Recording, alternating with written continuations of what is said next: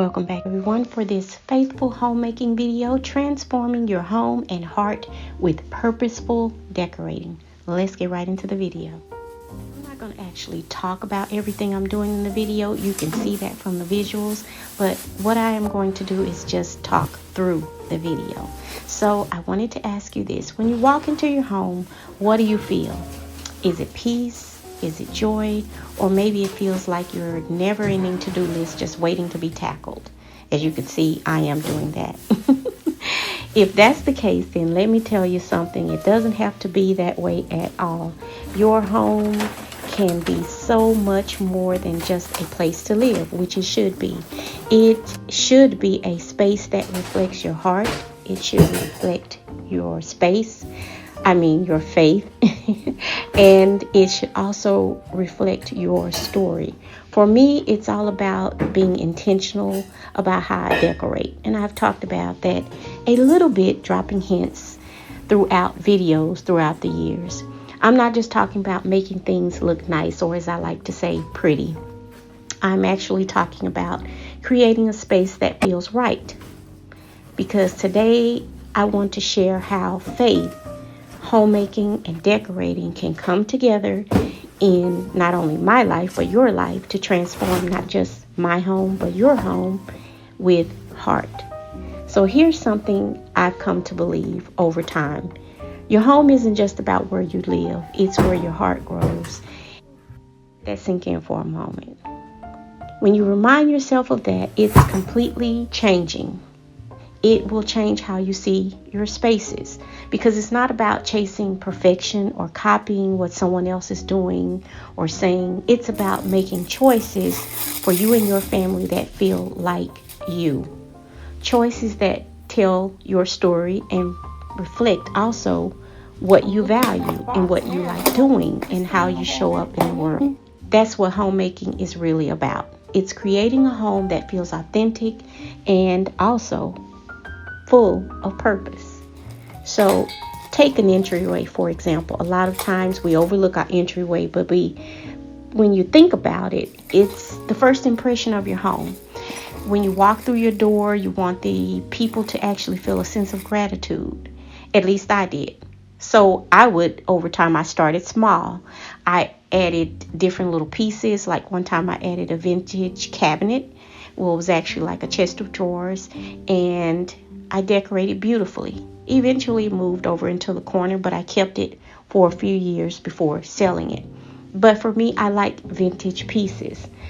And these were like the little things that would change everything in the space. But not only that, it was functional. And also my children did like looking at the piece as well, because it felt like home for them. The space also felt very warm. It felt very intentional, and it felt very welcoming. Because the old chest of drawers in my entryway, again, it reminded me of faith and gratitude because it held history like our lives. Its worn edges tell a story of endurance, much like faith through life's trials for us. Every time I saw it, it reminded me to be grateful for my journey, past, present, and future, and trust that the beauty that can come from anything, even with the imperfections, it can be beautiful again. Learned over time, and that's one of the reasons why I like vintage pieces, because a lot of times people want to throw out the old and just gather the new. That's why I like old things, making them over, because like us, we are created not in the sense that we're old, but we're constantly evolving, making over into our new.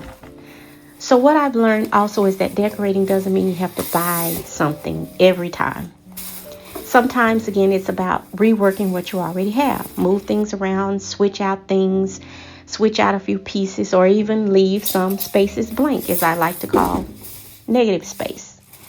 But they're like little pauses, and they leave room for growth and for change. That's how I see negative space. Isn't that much like having faith? It's trusting that even when we don't see the whole picture, something beautiful is unfolding. As we go into the idea of clutter, I've realized that homes often mirror our mindsets. When our house feels cluttered or our homes feel cluttered, for me, I stop and ask myself, what's cluttering my heart right now? When things are messy and are out of place, I think about where my life might feel a little bit out of balance. I feel in disarray. It's like my eyes and everything is jumping. So I have to tidy up and I have to organize. And for me, it's more than just a chore. It also becomes a moment to reflect and also a moment to pray. So homemaking for me is often considered hard work. Hard work with your family, hard work also with what's going on the inside. And then there's rest. This is one that we've all struggled with. I know I do. But I'm learning to slow down and to actually enjoy each and every moment, which I pride myself on doing. But sometimes I like to keep myself very busy sometimes because of things that may be going on in my heart or in my head.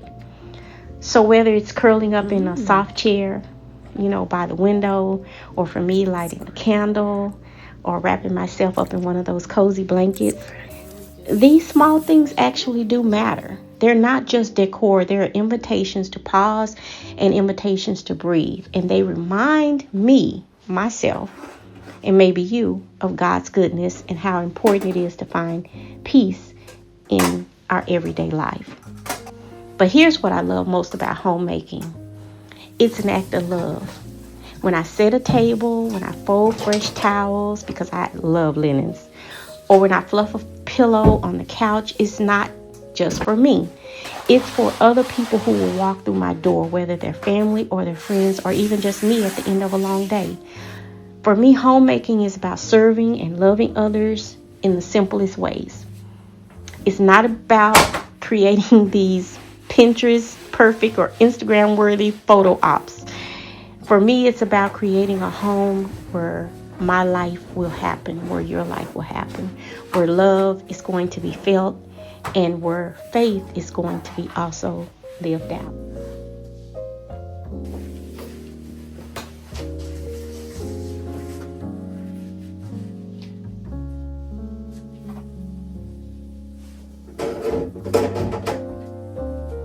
So if you're feeling overwhelmed by your home, start small. Don't focus so much on what it looks like. It's not about perfection. Focus on what feels good and add touches that tell your story. Bring in pieces that reflect your faith and let your home be a place of peace, a place of love, and a place of joy and growth. Because at the end of the day, it's not about your home that changes. It's about your heart.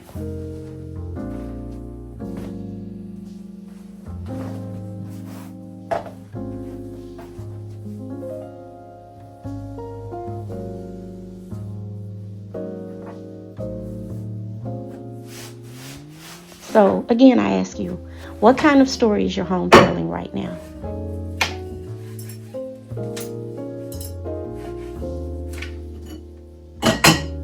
And what story do you want it to tell tomorrow?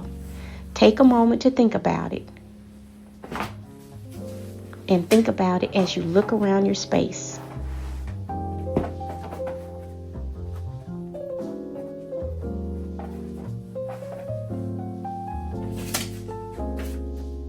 You might be surprised how much of your heart your home is already holding. Again, this is simply a thought to take with you as we create our home environments we seek in faith. Ones that are pleasing to God. Ultimately, what we pour into our homes comes directly from our hearts. What's in you always reflects out of you. And it's all for a purpose. Let that truth settle in your spirit for a moment. Reflecting God's glory with your life within your home is where it all begins. For me, I always say, it all starts at home. The way we nurture, decorate, and live in our spaces can be a reflection of His love and grace. Our home should be a place where His presence is felt, where peace and purpose are lived out each and every day. Because it starts with us, and it starts at home.